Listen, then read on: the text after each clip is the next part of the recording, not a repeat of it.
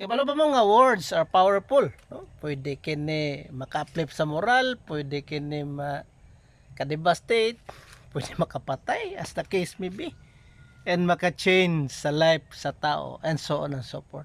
That's why we have to be careful in choosing the words to others because pwede kini makapekto sa ila. So ito gina-train ta nga sometimes pag ma-utter mo to tong words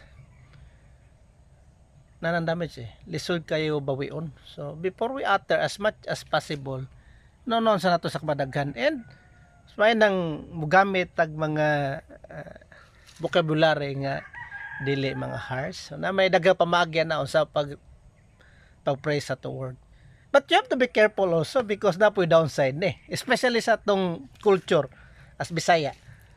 Kay usaha we were trained man go to express our thought.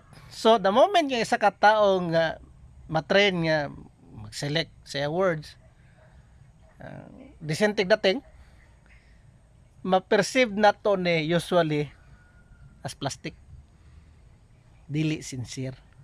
And normally di magyud na sincere partly because dili na mo gusto i-express niya. Pero tungod kay panagana siya unsay possible nga epekto ani. So mamili siya word. Iyang tarungon og pre-frame istorya.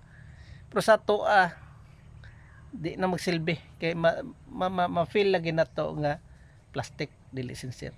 Nya mas patok baya sa ato ng bukal. Mo bitang mga vulgar ang mga word.